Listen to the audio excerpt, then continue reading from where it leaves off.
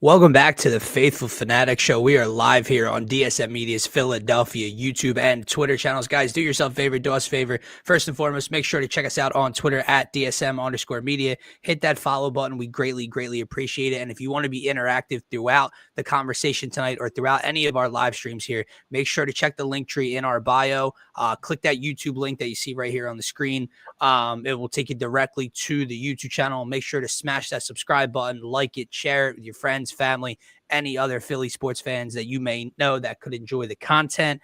I'm one half your host, Dylan Davis. To my right, my faithful co-host, Scotty. The Phillies win the home opener as the bats come alive later on in the bullpen. They could not touch German Marquez, Scotty. They have not really touched starting pitching all year through the first 4 games, but they are 3-1 nonetheless, holding on to a very early season lead in the National League East.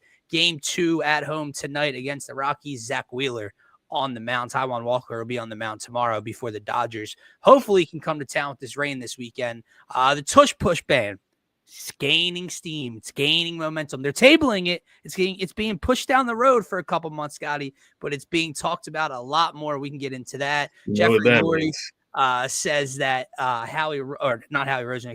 Sirianni will more than likely, it sounds like, be getting a contract extension in this near future.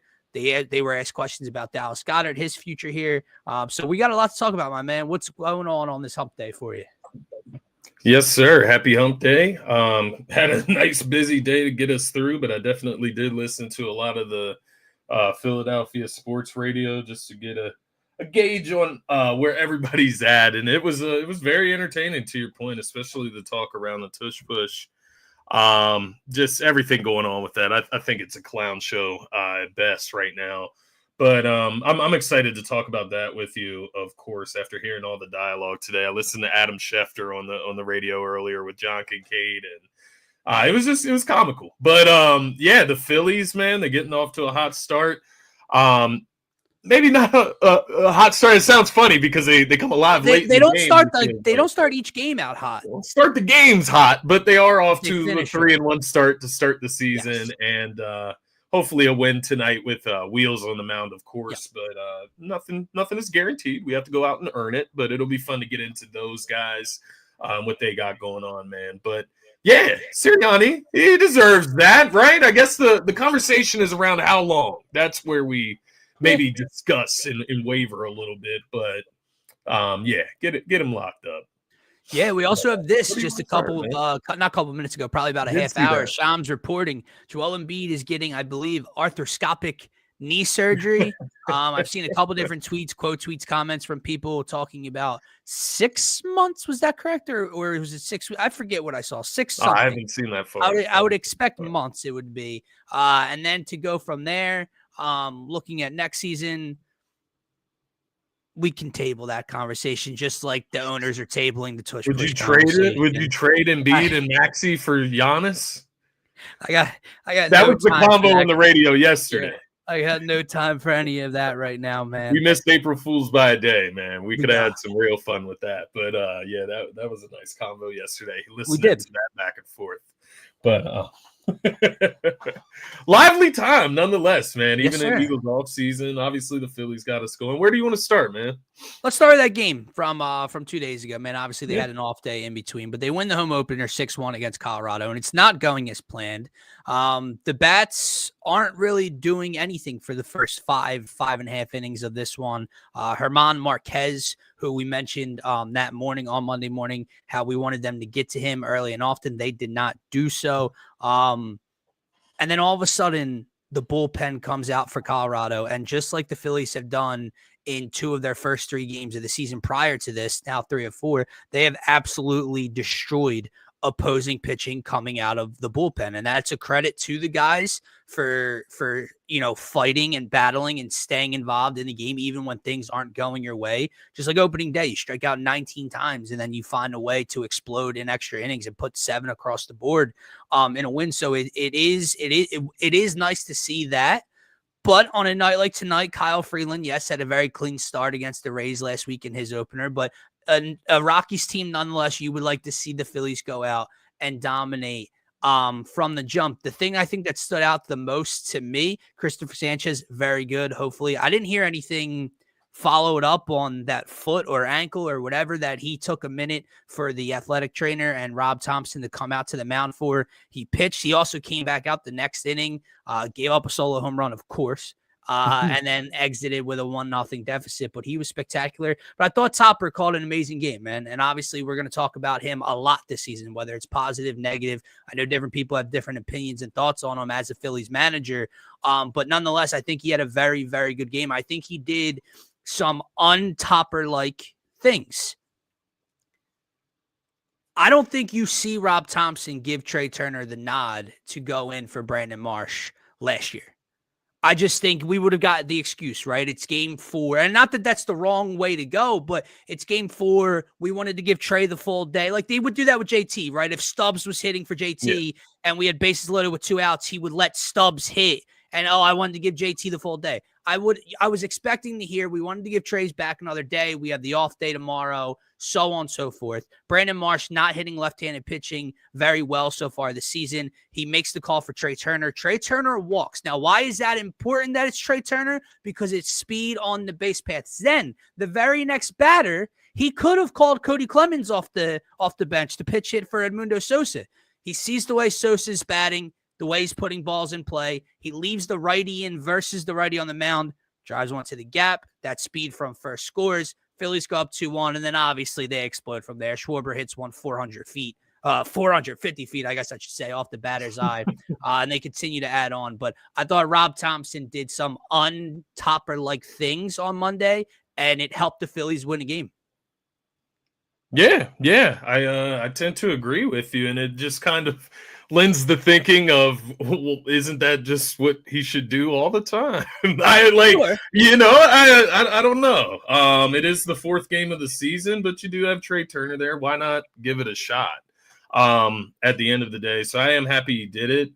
I guess you tip your cap to him just to kind of change the way he does things in a sense. But yeah, I thought this was a good win, right? Like you talked about, it wasn't off to the fastest start.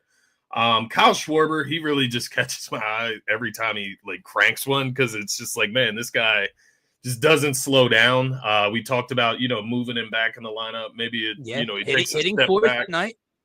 And he just cranks one. He'll crank it from anywhere in the lineup too. It doesn't matter if he's batting third. It doesn't matter if he's leadoff. It does not matter for Kyle Schwarber.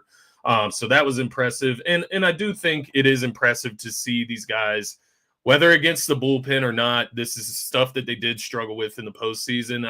It is the Rockies. I get it, but you learn in steps, man. You take growth steps. And I think just to get off the schneid in a game, right? You're cold. You weren't hitting anything. There was nothing going on. There was no contact to the ball happening. Right. And you're able to get out of a slump mid-game. That's just another hurdle that they're going to have to keep working throughout this season. But it's all a mental game at that point. They can hit the ball. It's not that they're not good enough to get runs in. Right. It becomes a mental game, and I think it's good for them to get this mental practice throughout the season this year. Maybe they always get it, right? Maybe we're just hyper-focused. Maybe I'm hyper-focused on it from that perspective just because of the past. But I do like to see them dig themselves out of a hole. In return, I would like to see them not dig themselves a hole in the first place to start tonight's game. And let's turn the page and be different from the last night, right? Let's get off to a hot start. Let's show that we could do all things involved to win a game, right? Yeah, so, just a clean performance, right? Exactly. So, a couple things based off nice of what to you not said. Sweat, right? Like the Rockies, the Nationals, we deserve, especially, and it's our own doing, but especially people that are going to be wagering money on each and every Phillies game this year, and we have to pick and choose our battles, because I can't just throw Phillies spread or money line every night, because guess what, Scotty? They're bound to lose about 70 plus times, so you got to try to pick and choose what you do. But this is a game nonetheless. Obviously, they should win. They're about minus 330 on the goddamn money line with their ace on the mound against a bad team. But a few things that you said, right? The Rob Thompson point, isn't that what he should do? And I agree with you. I think I say it for the people that are not hesitant, but maybe negative towards Rob Thompson or negative towards this team as a whole from last year and the lack of playoff success or, the decline, because you got to take, isn't that what you wanted? You wanted change. You wanted to see different things from the manager, how he called games, from the lineup, what they do. And I think that's just important to recognize it, because if you're going to give him shit, which people are, and we will as well, throughout the course of a season for losses, well, he deserves credit for when he does something the right way as well. So I think it's just important to take baby steps in that direction. The Kyle Schwarber thing, dude, I mean, he is unreal, and it's 4 games into the season. We know this. He's hitting 353. He's got 3 home runs in 4 games, and the one on Monday went a long way. Yeah. He's batting 4th tonight, and like you said, maybe it doesn't matter, where he's hitting in this lineup. And I think it's going to be key tonight against the lefty to see how Trey looks coming back in the leadoff spot, to see how Kyle looks, if he has opportunities to drive runs in with guys on in front of him, which they should be. So that's important. And then I guess the last guy in the lineup I want to point out, Edmundo Sosa, by the way, is having a hell of a start to the year filling in. But Max Kepler, man, Mr. Max. Consistency we've been talking about. And obviously you called it out in the group chat. We got lucky in the bottom of the 8th with a Max solo shot to cash a ticket. Triple away from the cycle, man. Yeah, he was very, very, very good in his home opener. He's up to hitting 364 on the year. He's slugging 818. Again, it's 4 games in. I believe he didn't play in one of them, so he's only played 3 games. All these numbers are inflated. I totally understand that. But Max Kepler is, the start is what we've been hoping for in the corner outfield, right? We would have loved Austin Hayes to come over and look like Max Kepler did on Monday, right? We would have loved for some of these other guys to be as consistent as he looks in the plate. So yeah, I just wanted to, again, tip that cap to the guys playing well. But the other thing that I'll throw your way, if you want to say anything, but the bullpen, man, I think that's the other thing you had mentioned. Excuse me, I'm sorry. You had mentioned, getting out to a hot start, not digging a hole, and I think, while the bats have not been able to hit starting pitching, 3 of the 4 games, the pitching staff, our own pitching staff, has kept us right in the game, right? Sanchez, 1 run. Wheeler, 1 or 2 runs on opening day, right? Luzardo, 2-run shot. So the Phillies haven't been down really, outside the 1 Nola start, 3-0, 4-0, 5-0, to where now it's the 6th inning and we have to get it going. Brian, stop commenting, because you're going to piss me off over a long season. You got it, man. You got to stop. I get this is what you do. Just stop.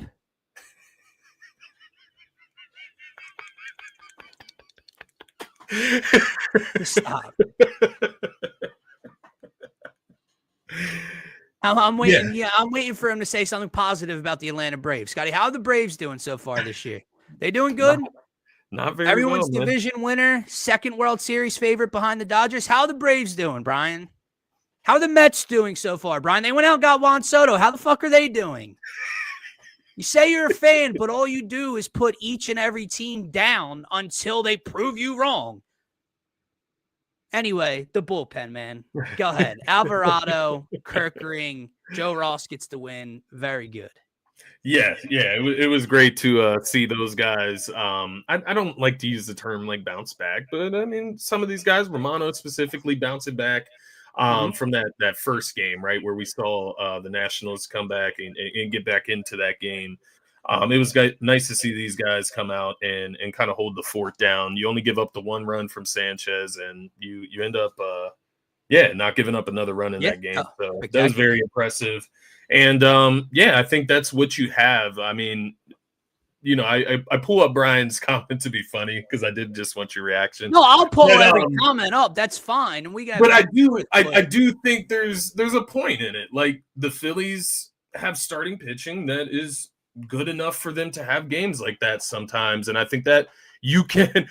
Now I'm being optimistic about them, right? You can turn it into a positive. They have starting pitching outside Absolutely of the Nola, positive. fourth inning implosion. Right. They have pitching that keeps them in games. Well, be honest with yourself. It's game 4. Do you so to his car? They're just not going to hit starting pitching all year. That's just for 158 more games. They're just never going to hit starting They're pitching tonight. They're going to hit starting pitching tonight. So we can because I only get frustrated, right? Because I get it, and it's a funny little thing. Oh, they can't hit starting pitching, but look what they're doing to bullpens. But it's like, what if they scored the 6 in the 3rd inning against Marquez and they won 6-1 and they got shut out from the 3rd inning on? Would you have said a word about where the runs came from? It would just be against the better team at that point. And to your point, that's what trolling is, man. Like that is what trolling is. Because if it wasn't the hitting, starting pitching, then it's the Nats, it's the Rockies. So it is what it is. I guess we'll talk after the Dodgers match. You know what I mean? Like, and then which I hope we get in. Which I hope we get in because Friday and Sunday, or Friday and Saturday, it looks like a lot of rain. So we'll see. But he said, "Lefty, no way." Yeah, that's fine. The point is, look. The point is, you can say the first part. If you've watched 4 games, they're 3-1, but you have something in the back of your head that makes you want to bring up the starting pitching, right? That's fine. But then go, ask a question. Do you think, I don't know if they'll get out of it. Do you think they can get out of that slump?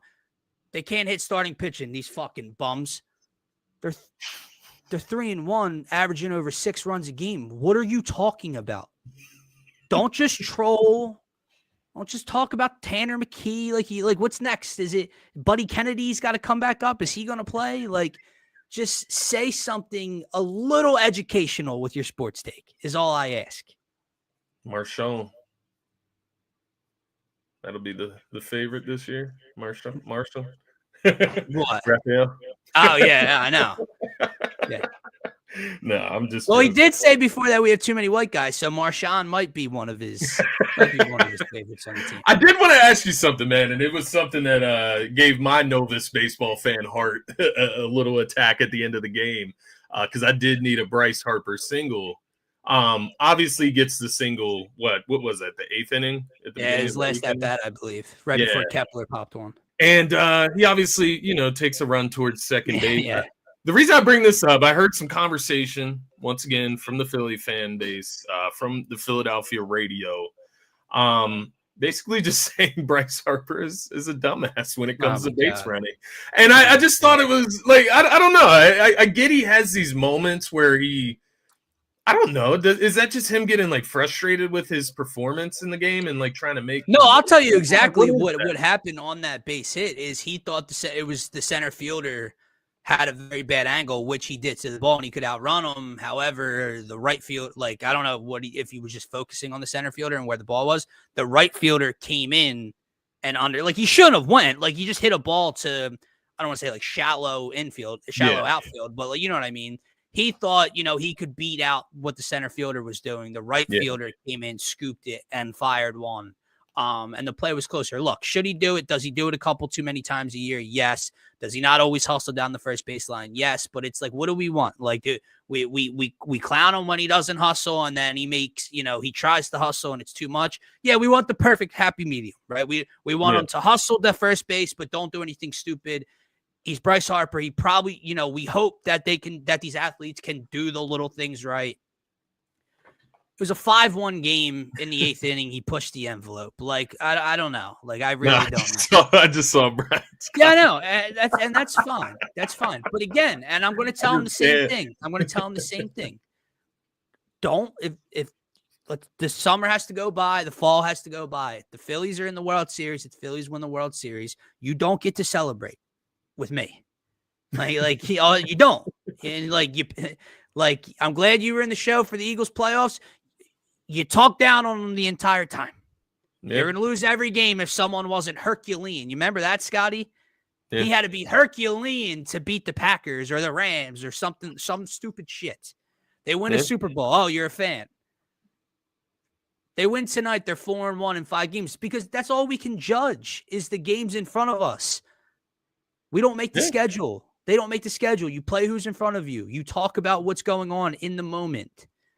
No one came away from the Nats and Rockies series on here saying that they're World Series bound because of these first 4 games, right. But they're playing well. And now they're bums. Like, choose your words wisely. Yeah, I agree though, man. It is like all seriousness. I know I'm laughing and it is funny. The reason I find it comical is your reaction, and because I get You know, so pissed on X or Twitter, man, when I'm just reading through some of the fucking nonsense, dog. And honestly, dude, it's probably little kids out there. Like honestly, it's probably little kids at the end of the day because I oh yeah, just don't see how you could have the energy to how you put this can effort in. conjure, yeah, how Do you you can know what I conjure mean? stuff Like to up, have yeah, this energy to put this effort in yeah, to and to just troll yeah, yeah, and troll yeah. away, man. It takes effort. So I guess a little bit of a commendment, but yeah, man, that's the only reason I laugh. At the end of the day, man, what are we supposed to say about the Phillies? Like they suck because they scored 6 in the last game and won by 5 runs. Like I don't know, like what else That's all to I'm say asking. about that. You That's know all what I I'm mean? asking. Like, we don't, dude. I'm not gonna. Like, we talked about the Eagles at nauseum. They won a Super Bowl, right?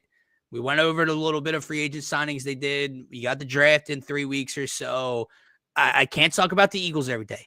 I'm not talking about the Sixers. I got a baseball team in front of me that's 3-1. I want to talk about them.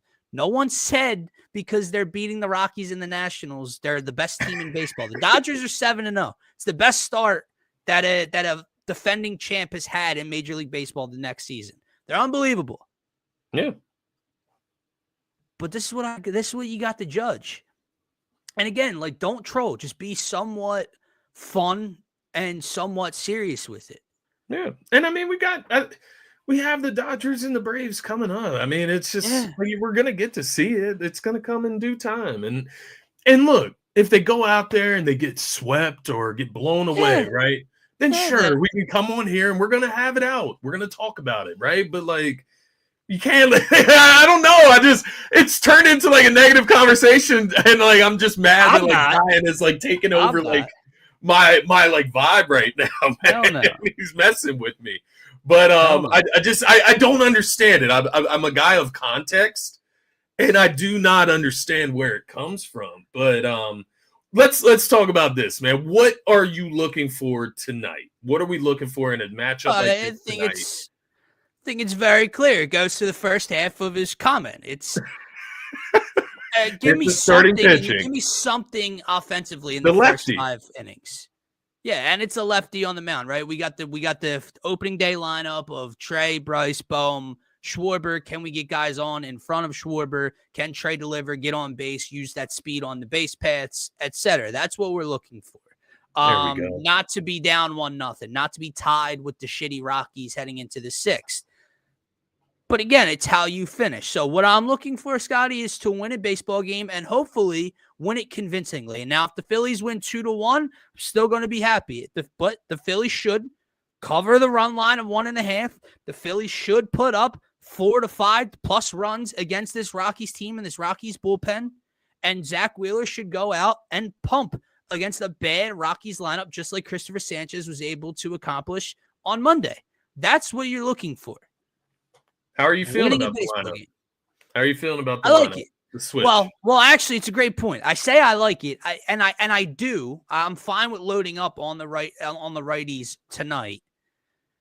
But it's just, I did send you the text. It is funny that like to start the year and on the broadcast, they told Brandon Marsh it's his job. Not only against the lefty after the day off is Brandon Marsh not in the lineup, and Johan Rojas is. Bryson Stott gets the night off as well. And I found that really, really interesting. And now Edmundo Sosa's swinging a great bat. Yeah. So, again, I'm not, like, pissed off at it. He could come in and deliver tonight. I just think it's funny that, like, I gave Topper credit for doing something untopper-like on Monday, and then he follows it up on the 5th game of the season with doing something very Rob Thompson-like. So I'm almost and don't get me wrong, it was a pain watching Brandon Marsh trying to hit a lefty, dog. Yeah, I know. Like, don't get me wrong, but I think that was the part that bothered me the most about the lineup. Yeah. If I had to pick a part that bothers me, I'm not bothered by the lineup. I shouldn't put that way. I guess the one I questioned the most was Rojas for Marsh, and that's once again just my perception of the drop off from Marsh to Rojas. I feel that. Like, I do get it. Like, Marsh, it looks like a toddler out there trying to hit a lefty. But I don't know. I guess you take the better outfielding with the same amount of bat production. Is that the perspective, I guess? I guess, but again, I don't know that the upside is. But who knows? Maybe Johan Rojas comes out and hits a slap single and steals a base and scores a run, and it pays dividends tonight. But I do agree with you. Like, even though we view Bryson Stott as like what we would hope to be an everyday piece, and he's a guy that's got to continue to figure out hitting left-handed pitching as well. The way Sosa's playing right now, yeah, that's the key. You're okay with it against the lefty, because if he's swinging the bat like he did in the last few games, that's one thing. The Rojas thing, it's like, what are the pros and cons? We're weighing this out. Does it really matter if Brandon Marsh is hitting a left-handed pitcher tonight? And again, if you're going to tell a guy it's his job, you got to give him more than 3 starts against the lefty. Because one or two of the games was against the righty. So you need more than a start or two to start the season against left-handed pitching. It's not just going to take 10 at-bats for him to get a hang of this thing before you figure it out. And I think it's important. I wish it was more important to them to figure it out now and solve their questions by midseason, by August, by September, because either you give them enough time and Marsh and Stott can be everyday players in the postseason, or definitively 3 months from now that they're not, and you can maybe address it, or maybe Rojas gets more playing time and is better at the plate. But to do it 4 or 5 games in is a little frustrating. But again, at the end of the day, all we're looking at is wins and loss category. And if they go out and win a game tonight, then that's it. I did want to go back to one guy in the lineup. He's in the lineup tonight. Obviously, we talked about the big game he had the other night, but Max Kepler, man, like, What can we really, like, how do I temper my expectations, I guess, is like, it's been a good start, I would say, right? Yeah. Like, how do you temper your expectations of Max Kepler in this Phillies lineup? I know. Well, let me put it this way. Okay. Max Kepler is more than likely. Well, I'll tell you this. He's not going to hit over 300. He's not hitting 300. He's more than likely not going to hit like 30 home runs. Yeah. Right? Well, you can get 20 something out, 20, low 20s potentially for a very, very good season. I think Max Kepler, what I would take as a very good season would be in the 270s, 20-ish home runs, 18, 19, 20, 21 in that ballpark, drive in 50 to 60 some RBIs. Yeah. And that would be a successful year. The thing is with Max in this lineup is, and he's been on Twins teams that have made the postseason in the past, he's never been in the middle of a lineup like this. And he's different than the rest of our lineup is. And, we talked about it over the course of the offseason that, his plate approach, he doesn't chase as much. He's different than what we're accustomed to in this Phillies lineup. And he's kind of a connector piece from the studs up top to the young guys in Stott and Marsh and Sosa and Rojas on the back end. And I think if you continue to get him in these not clutch scenarios, the home run wasn't clutch, but in these scenarios, I think you could get a very, very good year out of Max Kepler. Again, when you look at his numbers, you're not going to see hitting 303 and 31 home runs. But I think he's in a perfect spot within this Phillies team. And it's interesting because it's not the big splash name we wanted, right? Yeah. He's not Juan Soto, right? But it's almost like just a great solid fit so far. Knock on wood. He's got to stay healthy. Got to stay consistent, healthy. But that's what he's providing so far. It would be nice. It would be nice. I know we talked about it in the preseason, right? But it would be nice if he could just solidify that outfield position. And that's just one. Then we only have to worry about center field, right? And that would be ideal. But hope for the best, man. We'll see what he's on tonight. See if Sosa can keep the hot streak going. Yeah. JT Realmuto. My favorite player. Yeah. JT Realmuto. He's just a guy that's there for me at this point in terms of the lineup. Like, I still think JT Realmuto is arguably the best defensive catcher in baseball. Yeah. But as a guy in the lineup, I think he's given way too much grace by this manager that I praise all the time. You moved pieces around the other day, and you had this dude hitting cleanup for you, Scotty. Yeah. I believe tonight he's hitting fourth. Or not, I'm sorry. No, Sixth. he's behind Cassie. Sixth? Yeah. Yeah, so it's Sixth. Schwarber, Costi, JT. So you have him above a guy like Max Kepler, which I don't hate the idea of sandwiching him in between two dangerous guys. Maybe he gets another, something better to hit, which is fine. But like he gets a lot of grace from this manager where he'll hit cleanup and he'll hit fifth. He's just not that guy. Like he's going to be lucky to hit 260 for you this year, man. That power has deteriorated over the last couple of years since 2022. You let him hit cleanup. He's 0 for 4 with 2 strikeouts. You throw him anything 95 up, he's not touching it right now. Is it fixable? Like, is it just something you have to learn to deal with? Like, I just think he's at that age. Like, I just think his bat is declining. It's not that he's ever been like a silver slug guy as a catcher, right? But he's always been a very good hitting type of catcher. He's never been like a Yadier Molina where he's going to hit a $198, but he's the best catcher in baseball from that standpoint, right? But yeah, I mean, dude, I told you he hit 0 in the postseason last year in 4 games. I think he hit 111 in spring training this year, and he's batting 0.77 to start the year. He had a day off, so in 3 games this year, he's batting 0.77. The one productive thing he's done in extra innings was a guy dropping the ball in the corner of the outfield against the Nationals. So I knew he did. I couldn't remember what it was, but I remember he had so, I like he's a very important piece because if JT Realmuto gets hot at the plate, this lineup looks way different. They're way more dangerous. I just think he's a guy that should be hitting 7th for this Phillies team, and you hope he can drive in runs when they're available. That's it. He just he's what, like, dude, he's reaching like what Costi used to be for a lot of people when he first got here. Like just the most inopportune at bats at the most inopportune times. Yeah. You need it. You're down 1. You finally get something going. Run, lead off walk. JT's gonna get off the schneid. Like double play. On. He's got it right here, and it's worse than you expect, right? Like that's the mode that JT's in right now. Second and third, 2 outs. Here comes JT. Strikes out at a ball in the dirt. Like it's just it's non-productive at bats in the most inopportune times that frustrates me the most with him. But gotta hope he turns it around for this team to really, hit their peak. Yeah, it would be nice to see them or confirm that they're rolling, going into a weekend against the Dodgers, right? Right.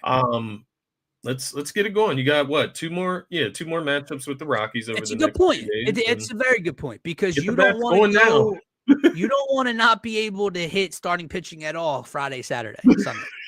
You don't want to, and their starting pitchers are very, very good. Like their rotation, our rotation are the top 2 in baseball. So it's going to be a battle, but you don't want to, you don't want to be in a thing where the Phillies have 2 hits and no runs through 6 innings against the Dodgers. You're not going to win that baseball game. Yeah. So, it's these next 2 games, that's a great point. I think these next 2 games start to, put some juice together, start to put productive at-bats together, pass the baton, score some runs. Yeah. I'm still going back and forth in my head like we were talking about before the show. Am I going -1.5?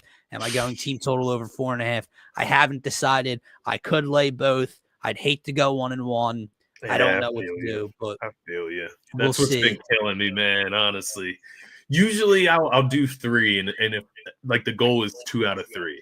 Right. And that will at least like double my money. If I get 3 out of 3, then I'm a perfect. Yeah. But that's what's been killing me too. I did already lay the 1.5 though.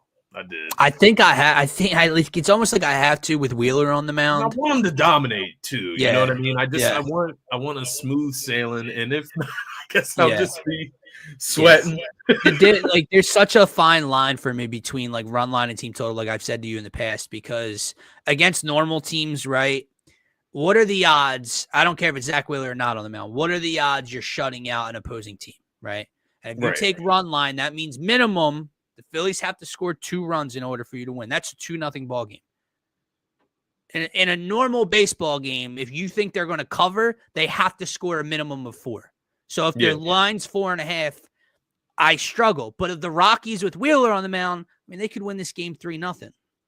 and it's going to look clean. And Yeah. I'm not going to hit the total, but the run line would have hit. So that's the fine It's line I'm just, walking over the next 20 minutes. I also do imagine like how frustrating it will be watching a game again where they just can't hit starting pitching, right? And I think that's what like kind of drives me to want to lay the team total too, is just because I know I'm going to be frustrated anyways, if that makes sense. I don't know if that even is like a good reason. No, I agree. No. I hear what you're saying because like the other day, I laid their -1.5, right? Yeah. And they were losing 1-0 going into the 6th. Well, you're not feeling good about an over 4.5 team total at that point, but you also recognize you need a minimum of 3 to cover the run line in the last 3 innings. Now they do both. They score 6 and they cover. So it's one of those things where what do you kind of prefer to battle? Because even though it's Wheeler on the mound, you take their team total, you don't got to worry about what Wheeler's doing at all. They have been like, and you say it with a 4-game sample size, but they have been bang or bust, and it's been 3 bangs and 1 bust. Right. They had the Nola game, and that was like a shaky lineup, right? It's not too far off from today, but you had, I know it's going to sound crazy because it's JT and Marshawn's probably better, but you had JT out, Trey was out, you had Rojas, Marsh, Sosa, and Marchand as like your last 4 batters. Yeah. That's not what this regular Phillies lineup is looking like, right? Yeah. So, we'll see. But all right, man, we got about 15-ish minutes that we can continue here with. I got the Phillies winning tonight, regardless. I know you do as well. Obviously, laying they better. Home run batter. Where are we going with this no sweat home run? This one's tough, man. This one's tough. You going Mr. Torpedo Bat? I'll lean with what you want to go with, since I picked the last one, man. But you called it right though. I'm going to give you you got the leash right now. Bohm is what came to mind when I just like briefly looked at the game today. Yeah. I saw he has no home runs yet. Mm-hmm. He's got the torpedo bat. Got the lefty matchup. At some point, he does have the lefty matchup. It's a good time, dude, because he's blended between Bryce and Schwarber. He's going to get pitches to hit. Yeah. Yeah, D-Rab, we gotta rock with the hot hand that is Scotty right now. My thing though, when I looked at the odds though, so I picked Bohm without looking at the odds, and I think when you look at the home run, the big thing we're talking about on DraftKings is the risk-free, right? So just throwing like $10. You're just throwing some change on it, right? Yeah. And it's like, do you want to get there's nothing for sure about a home run by any means, but I mean, I looked at Schwarber, for example. I think he was plus 400. You're going to make what, $50 out of 10 if you lay that one. So like that doesn't sound bad anytime you can get him above like the 400 number, I would say. But Bohm does scream out at me for some reason, just looking at this game tonight and looking at the matchup and just looking at who's due, right? Yeah. And I think he was plus 550. He's plus 550 right now, yes. So, torpedo bat sandwiched between Bryce and Schwarber against the left-handed pitcher. I like it. I do like it. So that'll be our throw 100 on the home run hitter. All right, let's talk some other plans that we had for today, man. At the last 15 minutes of the show. Let me ask you this, because I know we've actually talked about all this before, but the Goedert thing, because I believe it was Nick that was asked about it, and he kind of gave a very coach-like just answer, very professional-like answer. Would love to have him back, but we'll see where things go. Yeah. It feels like Dallas Goedert's not coming back. Are you feeling the same thing? That's the vibe I honestly got from Sirianni's answer. I mean, it sounded like he obviously doesn't want to, right? Nobody wants to. But I think the numbers don't lie behind the scenes. Like, we just don't know the numbers. We may not understand what he's asking. They know the numbers. Howie knows the numbers. He's probably gone over this with Sirianni, with Jeff Lurie, and made it clear that, like, there is no way that we can afford to bring him back and then also extend Jalen Carter down the line, right? The Quignons, all of them down the line. But I don't know. I said it to you, you and D-Rab the other day in our little group chat, man. I I look at Goddard and I'm like, man, you just won't take like a just a little $10 million extension just to run it back for one more year. Yeah, You try know for what I another. mean? Like just to try to go back to back, you won't just Maybe he would though. I don't know. Yeah, but he's also got to be at that age, the injury history where he's looking 30. to cash out at this point. Yeah. You know, if a team's willing, if his market is, you know, a team's willing to give him a 2 or 3, you know, year deal where he can cash out the most, then that's what he's looking to do. He's got the Super Bowl ring at this point. You look back at Ertz, man, when we let him walk, right? It hurt. It was not something I wanted to do. We even had Goddard at the time who was performing well. And Ertz, he was an icon, man. He won a Super Bowl. Like he's one of our best players ever, man. And like it does hurt when you have to let go of those guys. Like we just watched BG retire. It hurt to let CGJ, you know, get traded, and watch Mekhi Becton, who came on as a star this year. Now he's gone in one season. Like there's so many cases for it. But do you like Saquon? Do you like Jalen Hurts? Do you like your whole offensive line? Do you love you know, AJ Brown and Smitty and these studs that we have that are at a great age? It's just something you have to like work through. Like I have to work through and name all of that each time to get over it in the moment, because it does. It hurts my feelings, especially after winning the ring, man.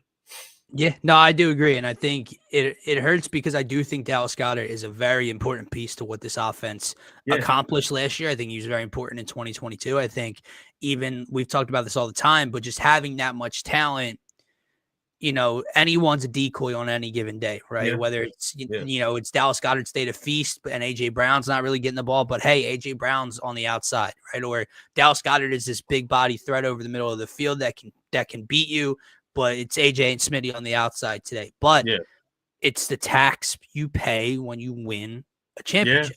That's true. You are going to lose coaches. You are going to get loose coordinators. You are going to lose big players. And we've seen that on the defensive line. And we really, outside of Mekhi Becton, but that was a 1-year gap stop kind of guy. Yeah.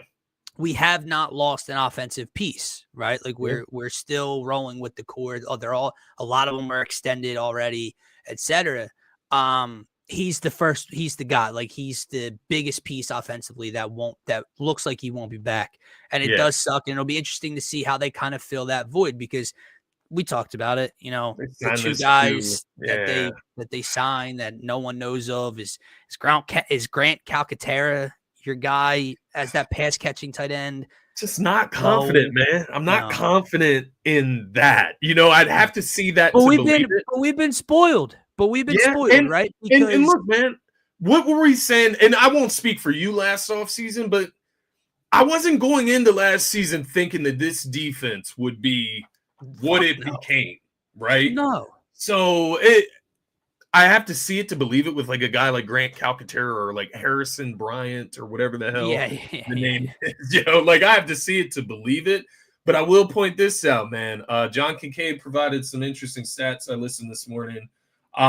Eagles are 12-3 in 15 games over the last 3 seasons missed by Dallas Goedert, and they ran the ball better. The passing numbers were just slightly down. Interesting. It's interesting, right? I'm not going to sit here and say they're better. He wasn't either. He wasn't saying they're better without him. They can survive. They win. They still win. Yeah, this is nowhere near. Great. Yeah, this is not, you know, oh, they lose when Lane Johnson doesn't play football games. They lose when AJ Brown doesn't play football games. Right.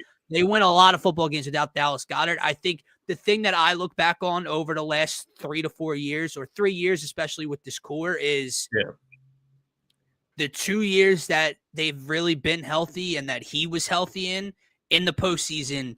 He's had big time moments in a lot of games. Yeah.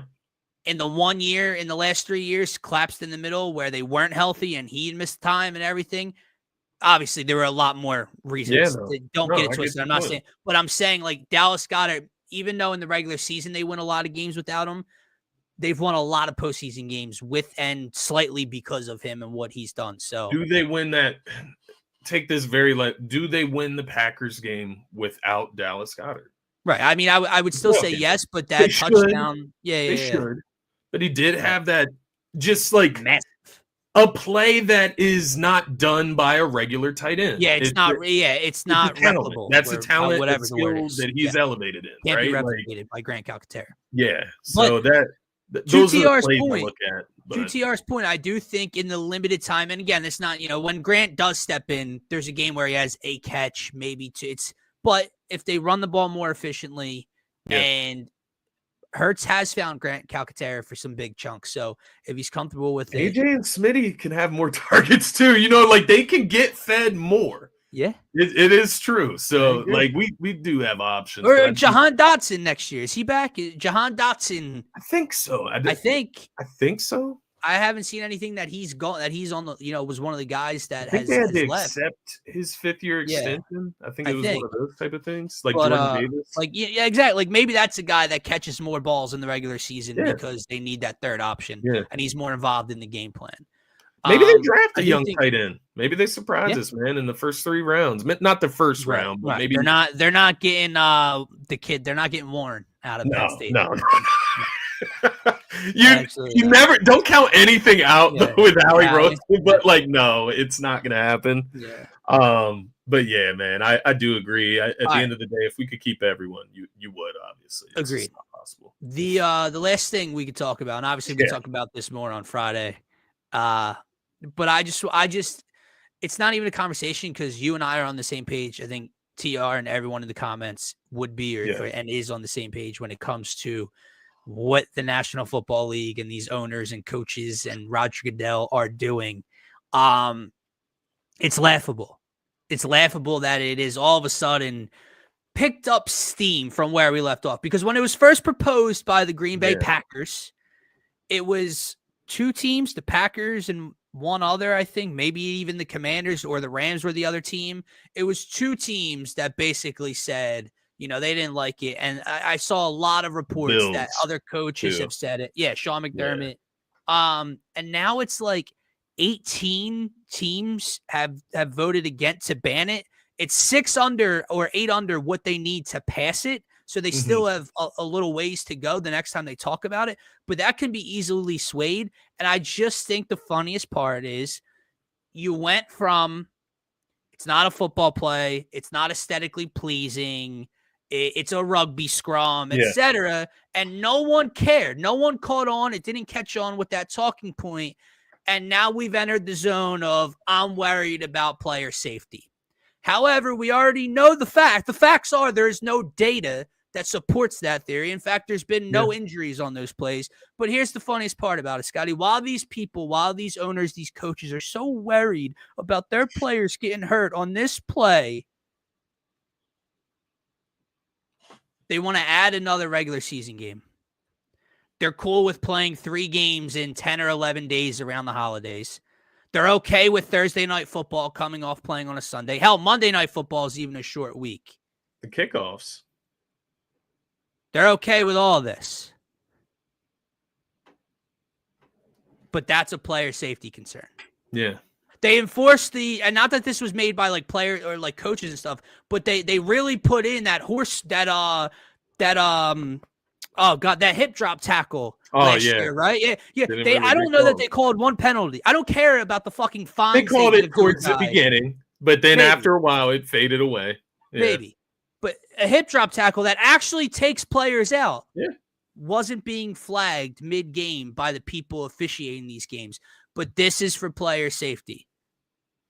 You guys are such a fucking... And the people talking about it, and Sean McDermott's the biggest one because Sean McDermott has utilized this specific play the second most behind the Philadelphia Eagles over the last 3 years since the Eagles started doing it. But he's worried about player safety, Scotty.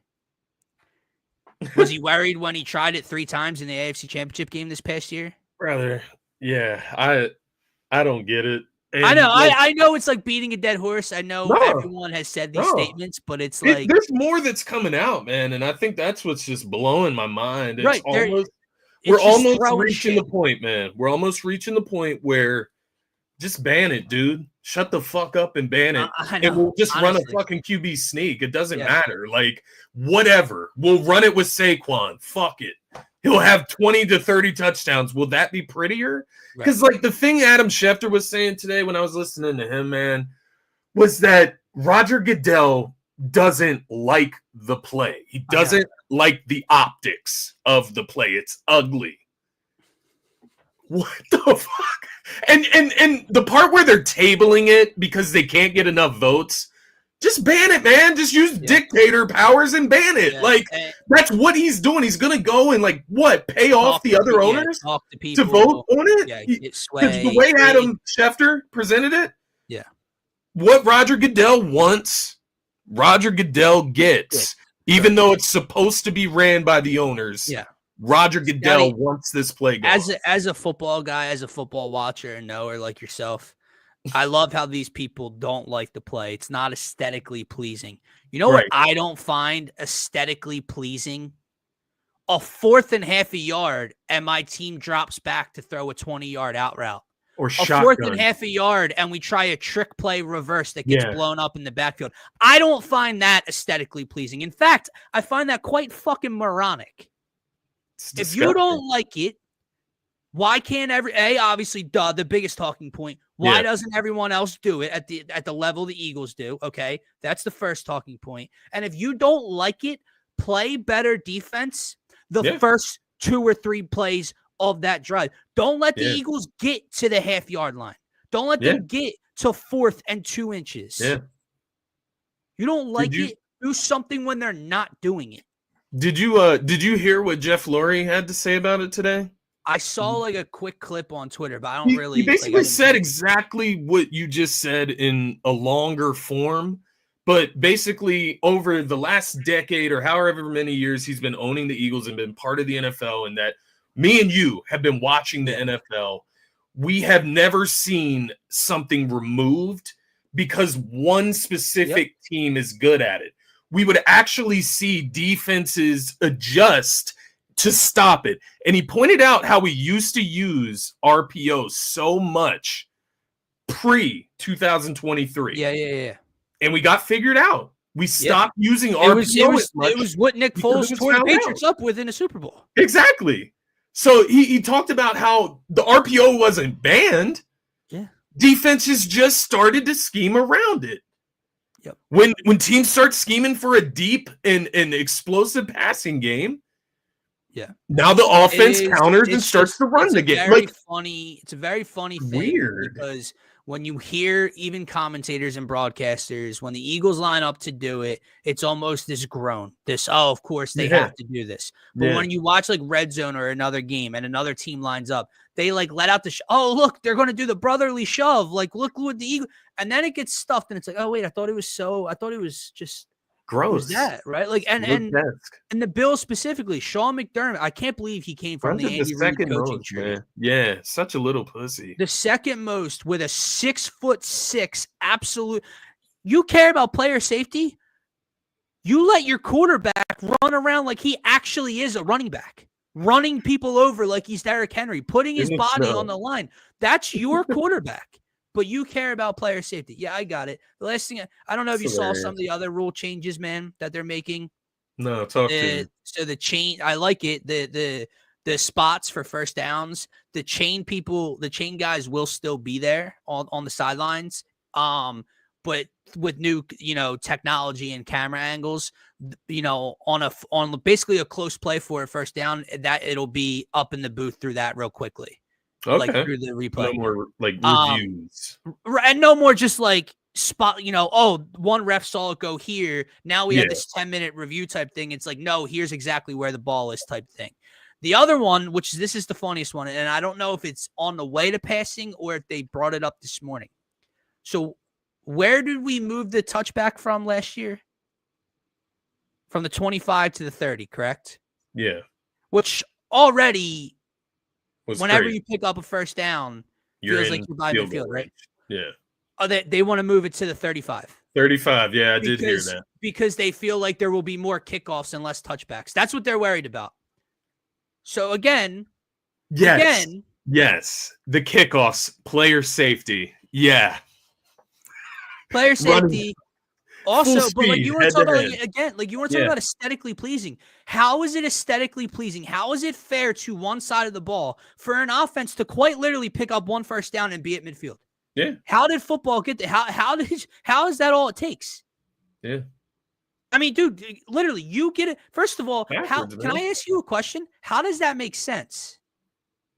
I either have to be interpreting that tweet wrong or something or whatever, because it has to be they're moving it. No, that wouldn't make sense. You want more kickoffs to be returned, so kicking it within the field of play rather than the end zone, so that they can return it rather than going basically up to the 40-yard line now, right? So it's more so dependent on the kicking team to accomplish it than because exactly. I'm sitting here like, wait a second, if I'm the receiving team, why would I want to bring it out? Why would I want to bring it out? If it doesn't go in the end zone, they can't touch back, right? Like that would be. Yeah, and I think they can call fair catch, but it puts it at the third. I don't know, but again, it's too much. They can call fair catch on a kick return. I think I could be wrong. But this is how far we've gotten lost. Oh, it's just so hilarious to me, man. Like complaining about like football players making contact with each other in a full-on contact sport. Like it like at a basic level, it is such a stupid conversation. Yep. It's so dumb. Yeah, they were actually talking about 97.5 in the afternoon as well. Like it's a violent sport. Yeah.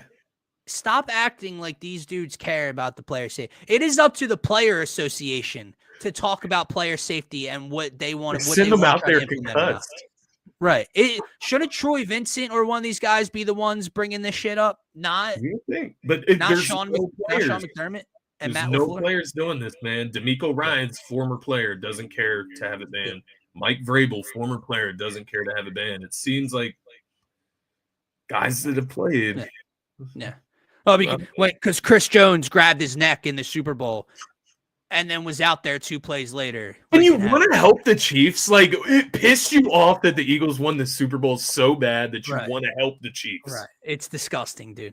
It really is. But I agree with what TR said. I'm honestly reaching that point with you. I'm almost getting to the point where you're annoying me so bad, ban it so I can just mock you by kicking your ass in every other way. Exactly. Like, we need the tush push. Where was the tush push when Jalen housed a 44-yarder against the Rams, or housed a 15-yarder against the Chiefs, or threw the dagger to Devontae, or the DeJean picks it? We're tush push merchants. That's what the trolls like to say. He's a tush push merchant. Let's eliminate all of that. Right. But anyway, guys, we got less than 5 minutes till first pitch, so let's get the fuck out of here. Brian, get on that Phillies red, brother, and go enjoy a baseball game. For myself, for Scotty, for DSM, we got 30 of you in here right now. A little pretty good for a mid-Wednesday Phillies talk. Do us a favor, guys. If you're watching on Twitter or if you're new, please hit that subscribe button on the YouTube channel. If you're on Twitter, the link tree is in our bio. Follow us on Twitter. We're most interactive there. But if you want to be interactive on the shows and get your comments up, subscribe, and we'll be here every Monday, Wednesday, and Friday. Phillies pre-games. We'll be starting up next week as well. So we'll get into that. For myself, for Scotty, for DSM, have a great rest of your night. Peace, everybody. Go Fightins.